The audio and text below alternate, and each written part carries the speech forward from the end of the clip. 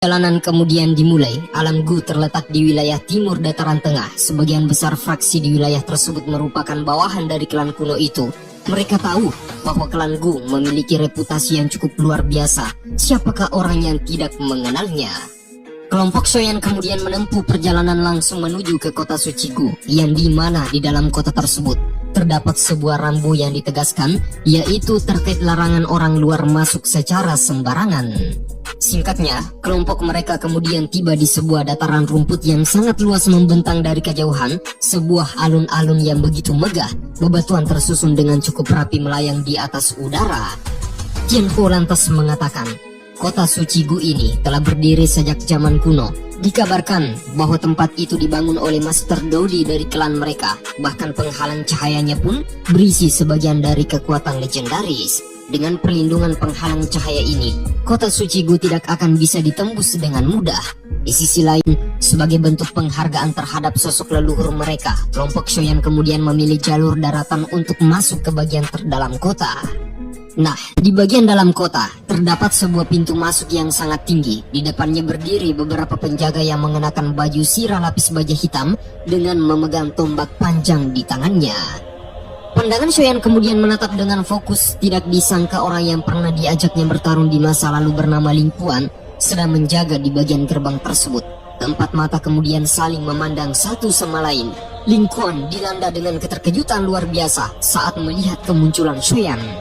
Lantas dia bertanya, siapa yang mengizinkanmu pergi ke tempat ini? Soyan segera mengeluarkan token giok hitam yang telah diterima oleh gurunya. Dan tentu saja setelah melihat giok tersebut, hal itu sudah membuktikan bahwa mereka adalah tamu undangan khusus yang berhak memasuki kota. Ling Kuan sebenarnya masih menyimpan dendam yang cukup dalam kepada Soyan. Amarah di hatinya sulit untuk disembunyikan. Dia lantas bertanya, jadi kau adalah anggota dari Pavilion Bintang Jatuh?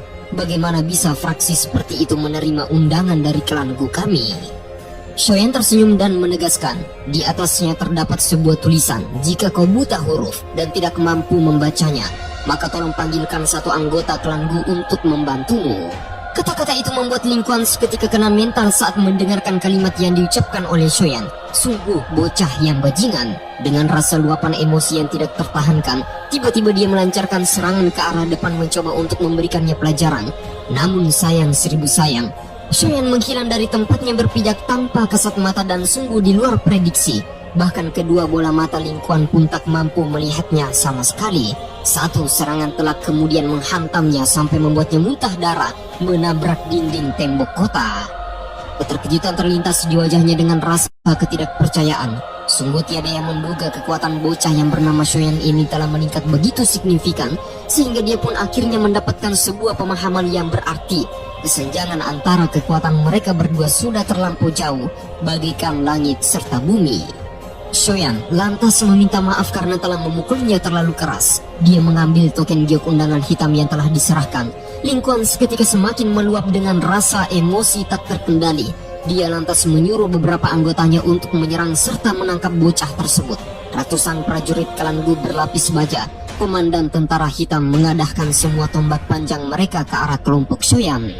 Melihat itu, Soyan mengatakan, Ling Kuan, sebagai komandan tentara hitam, apakah kau ingin menyalahgunakan otoritasmu hanya karena mengedepankan dendam pribadimu? Plat giok ini merupakan salah satu tanda khusus bahwa klan Gu telah mengundang kami secara pribadi. Ling Kuan sama sekali tidak peduli. Dia tersenyum sinis saat mendengarkan kalimat itu. Sebelum sesaat kemudian, sosok komandan kelima mengenakan baju sirah besi berlapis baja yang diyakinkan kekuatannya berada di bintang 3 dosun muncul sembari mengatakan, kau adalah orang yang disebut sebagai Soyan ya, berasal dari Pavilion Bintang Jatuh. Ternyata kaulah orang yang selalu disebutkan oleh nona muda. Ling Kuan lantas menangkupkan kedua tangan ke arah komandannya sembari bertanya, apakah kita akan mengizinkannya masuk? Komandan kelima itu mengatakan, pergunakanlah otakmu, lihat dengan seksama. Dia memiliki undangan giok hitam di tangannya. Itu berarti dia adalah tamu yang diundang langsung oleh klan Gu. Tindakanmu ini, apakah kau berniat untuk merusak nama klan kita? Ling Kuan memasang wajah suram. Tidak disangka komandannya malah ikut memojokkannya. Pada awalnya dia berpikir dengan kemunculannya mungkin dia akan ikut menentang Soyan, tetapi malah sebaliknya. Sehingga dengan demikian komandan kelima tersebut lantas menangkupkan kedua tangan ke arah kelompok Shoyan serta mempersilahkan mereka masuk. Shoyan lantas berpikir bahwa tampaknya komandan kelima itu memiliki temperamen yang cukup baik dibandingkan dengan Ling Kuan, tetapi apakah kemungkinan dikarenakan Sun Er?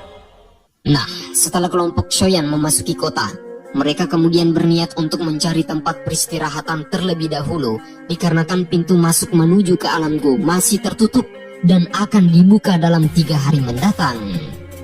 Sin kemudian berpindah di tempat lain, di sebuah lokasi yang dipenuhi dengan hamparan awan tebal, kabut indah, serta gunung-gunung yang menjulang di atasnya. Terlihat di sana, Ling Yin lantas mengatakan kepada Sun Er bahwa nona muda, Tuan muda Shoyan telah berhasil mencapai kota suci. Mendengarkan itu, siapakah hati yang tidak senang? Penantian yang begitu diharapkan akhirnya tiba. Dia terlalu sangat lama menunggu Shoyan datang ke klannya. Sun Er lantas bertanya, apakah dia baik-baik saja? Tetua Ling menjawab, ya, dia baik-baik saja. Bahkan kekuatannya telah meningkat begitu jauh, aku pun sudah tidak sebanding dengannya. Di sisi lain, berdasarkan informasi yang telah kuterima, selevel Ling Kuan pun sudah tak mampu bertahan jika menghadapinya. Tetapi ada sedikit keraguan di hati Ling Yin terkait dengan masalah yang telah nona muda umumkan beberapa waktu lalu di klan. Kemungkinan besar akan membuat Tuan muda Shoyan cukup kewalahan. Sun Er mengatakan, aku percaya padanya. Nah, informasi yang telah disampaikan oleh Sun Er kepada para sesepuh serta tetua klan ternyata bukanlah sebuah informasi yang main-main. Wanita itu dengan berani membahas masalah pernikahannya dengan Shoyan. Bahkan dia dengan tegas mengucapkan, terlepas dari apakah mereka semua menentang atau mendukungku, aku menyukainya dan tidak siapapun dari mereka bisa mengubah fakta yang telah terjadi. Singkatnya, sembari menunggu pintu alam Gu terbuka, Shoyan berhasil melatih keterampilan jiwa tunggal hebat, sebuah gulungan yang didapatkan dari kemenangan juara pertama Menara Pil kemarin. Dengan keterampilan jiwa itu, maka pelatihan spiritualnya akan semakin berkembang. Setelah itu, Shoyan kemudian berangkat ke suatu tempat bersama dengan rekan-rekannya. Dalam beberapa hari sebelumnya, dia juga berusaha untuk mendapatkan informasi terkait dengan tentara terendam hitam yang dimiliki oleh klan Gu, bagaimana kekuatannya, serta apa pengaruhnya bagi klan mereka. Jawabannya adalah tentara terendam hitam yang dimiliki oleh klan Gu merupakan bagian pertahanan yang cukup tinggi. Mereka setia mengabdi dengan jiwa serta raganya. Di sisi lain, untuk mendapatkan posisi itu, orang yang bergabung di dalamnya harus mencapai level tertentu di usia yang telah ditetapkan. Dikabarkan bahwa tentara terendam hitam akan diuji setiap tahun sekali. Mereka yang gagal memenuhi persyaratan tes akan langsung dikeluarkan. Karena itulah kualitas serta kuantitas mereka cukup dihargai di klannya. Tentara terendam hitam memiliki pembagian pangkat, ada 8 komandan besar di dalamnya. Nah, Ling Kuan serta komandan kelima yang ditemui oleh Shoyan sebelumnya adalah bagian andil darinya. Shoyan merasa heran dengan hal tersebut, berarti komandan pertama mereka tentu saja jauh lebih kuat, kemungkinan besar berada di bintang 6 dosun atau lebih. Tian Ho serta Shoishan menganggap bahwa cepat atau lambat Shoyan mungkin mendapatkan tantangan yang jauh lebih berat di masa mendatang, dikarenakan sebagian para jenius dari tentara mereka sangat tidak menyukaimu, bukan karena perihal persaingan rival atau apapun, tetapi mereka menganggapmu sebagai sebuah persaingan cinta dengan nona muda mereka. Shoyan lantas bertanya, tetapi tidak banyak anggota dari klan Gu yang mengetahui hubunganku dengan Sun Er. Shoishan mengatakan, mungkin beberapa waktu yang lalu tidak banyak yang tahu tentangmu, namun informasi yang telah kudapatkan baru-baru ini, masalah antara kau dan juga Sun Er sudah tersebar luas perihal kalian berdua memiliki hubungan yang cukup spesial. Bahkan yang lebih parahnya, informasi tersebut telah sampai ke telinga para sesepuh klan saat melakukan sebuah pertemuan. Mendengarkan itu, Shoyan terkejut bukan main. Gadis itu terlalu barbar dan sangat berani. Shoyan menghela nafas yang begitu panjang. Semuanya telah terjadi, biarlah semua orang mengetahui hubungannya. Di sisi lain, sejak dia memasuki kota suci, dia sudah samar-samar merasakan bahwa tidak banyak kedamaian yang bisa didapatkan di alam Gu nantinya.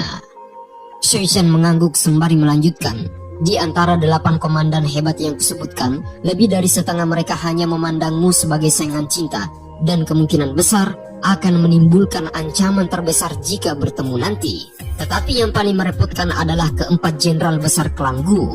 Empat jenderal besar hebat ini memiliki julukan sebagai jenius tertinggi yang dipenuhi dengan talenta luar biasa. Semuanya termasuk orang-orang pilihan. Berdasarkan dengan potensi itulah, mereka bisa menjadi anggota inti sebenarnya dari klan di masa mendatang. Bahkan, kekuatan jenderal terlemah mereka pun jauh lebih kuat dibandingkan dengan komandan pertama tentara hitam.